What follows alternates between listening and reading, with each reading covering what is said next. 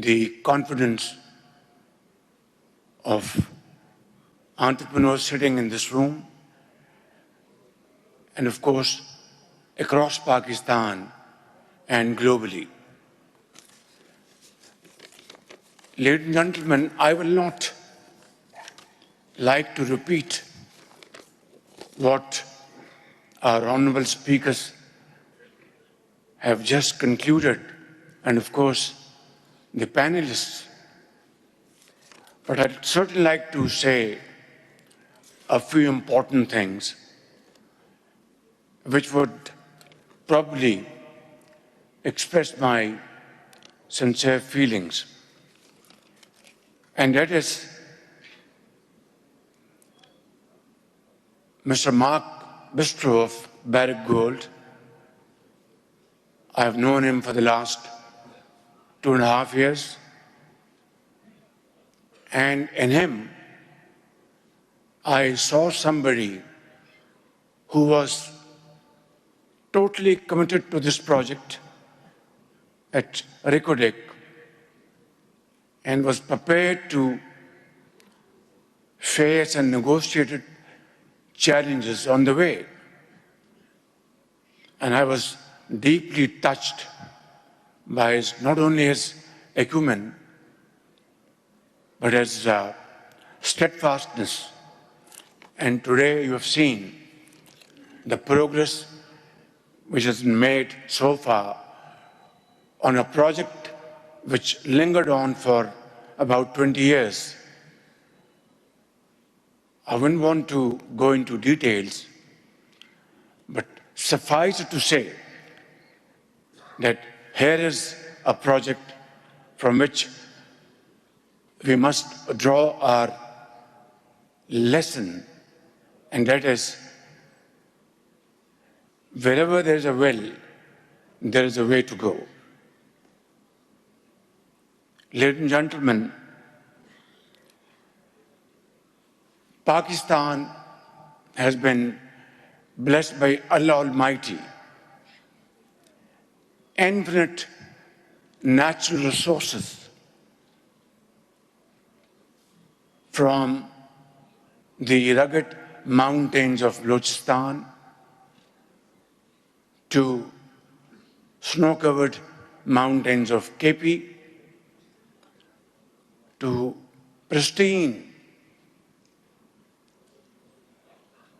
tips of Gilgit-Baltistan,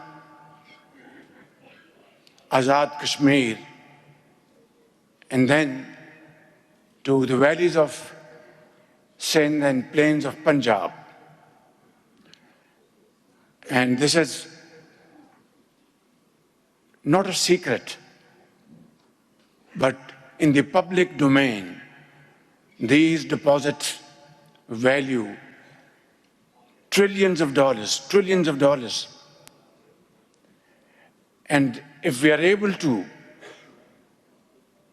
harvest these great assets, I can say without any fear of contradiction that Pakistan would say goodbye to institutions like IMF, who have been, of course, a great source of assistance to Pakistan, spanning over decades. And Pakistan will be able to get rid of a mountain of loans, borrowed sums of monies, costing us a fortune. Not only this, Alhamdulillah, we have been blessed with a very fertile land in the province of Punjab and Sindh and other parts of Pakistan. And on top of it, people, very brainy people, brave, who are ready to accept challenges and turn sand into gold. I think what we have witnessed here today, if we are able to put our act together, and we are all geared towards that, alhamdulillah, federal government, the provinces, institutions, along with the support of Pakistan Army, I can tell you without any fear of contradiction, ladies and gentlemen, that we can turn the corner within no time. It's all about the will to do. As we have seen Barrick Gold's presentation, they are training our young boys from Balochistan, employing people from Balochistan, creating socio-economic opportunities for them, technical training school, and so on and so forth.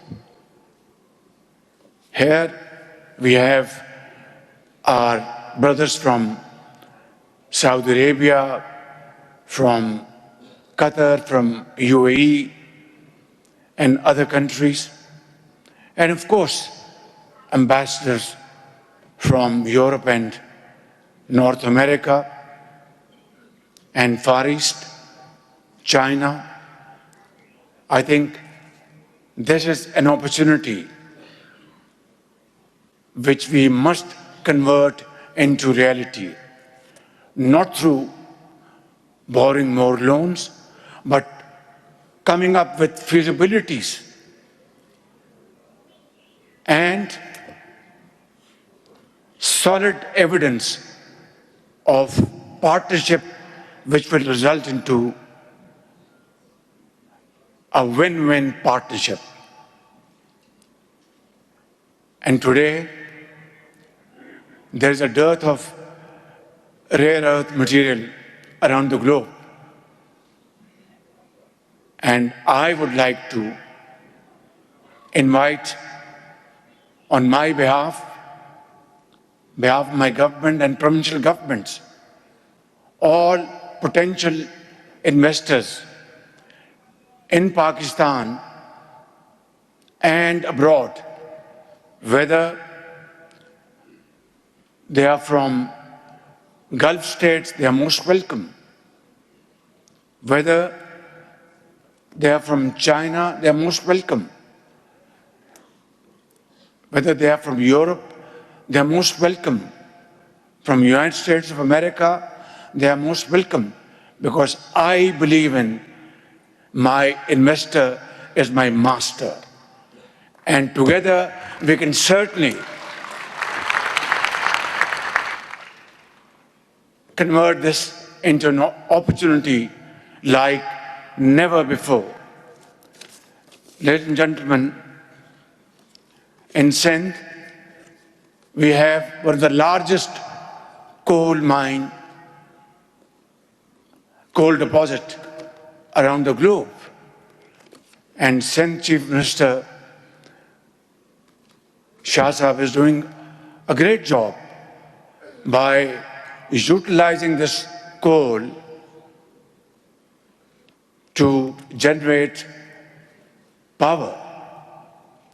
And this coal deposit can feed our cement plants and lots of other industrial outfits, and thereby decreasing import of coal and saving our scarce foreign exchange reserves. In Punjab,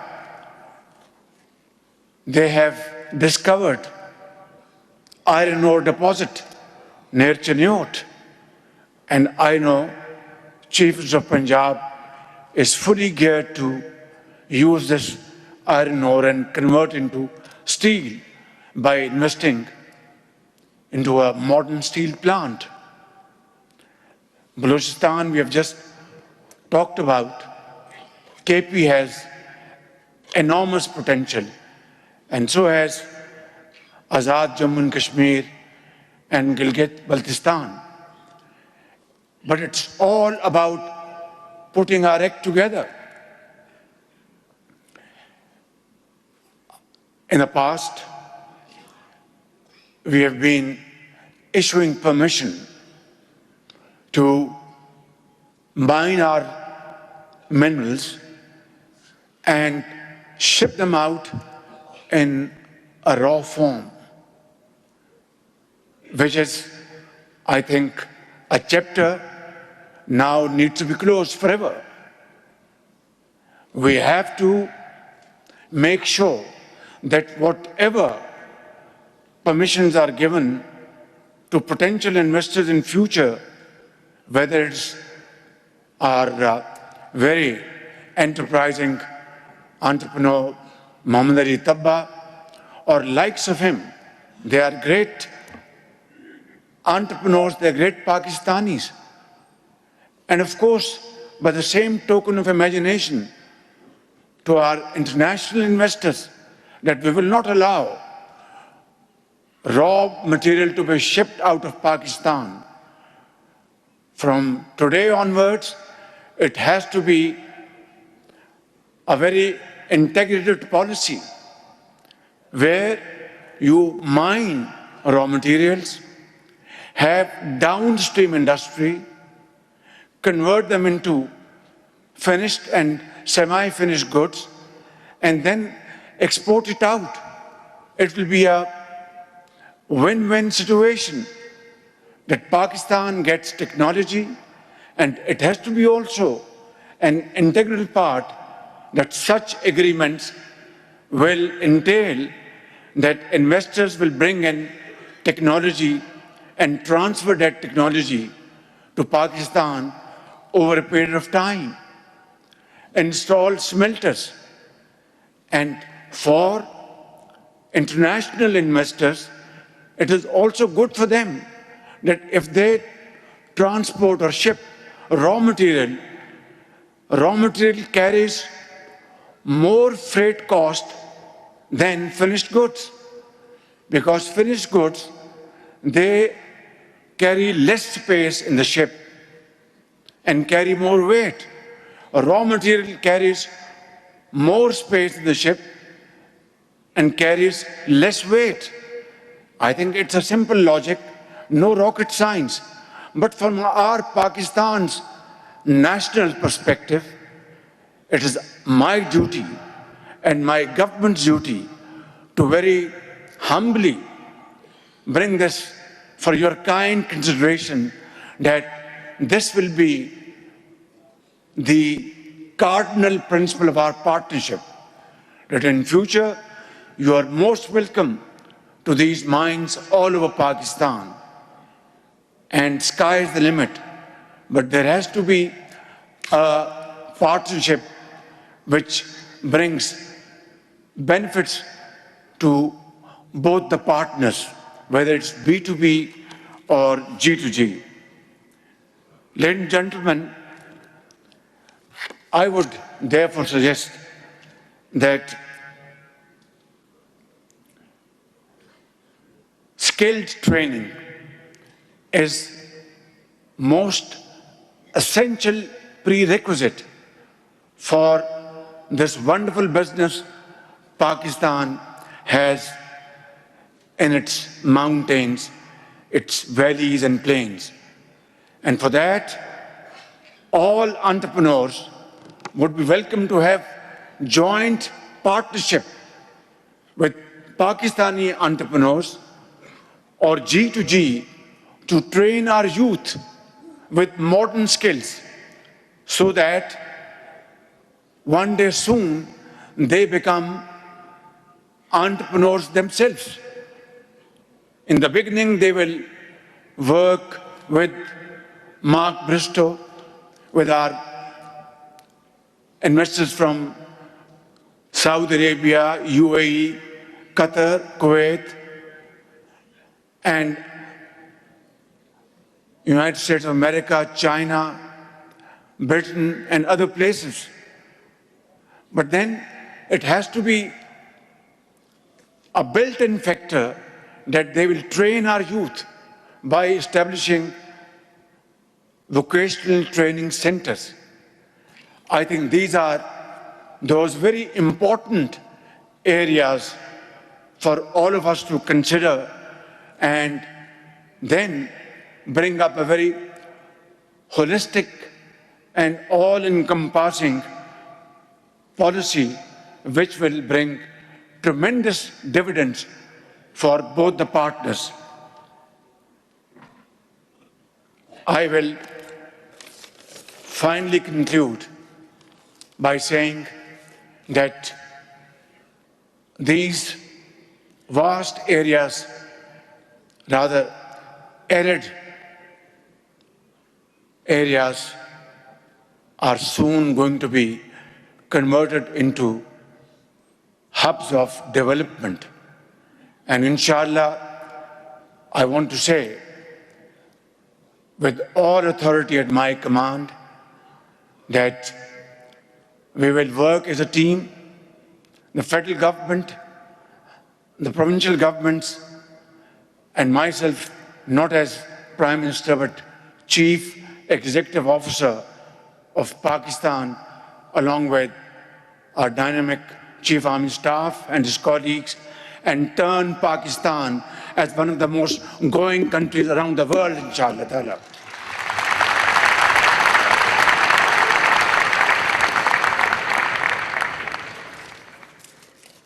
Ladies and gentlemen,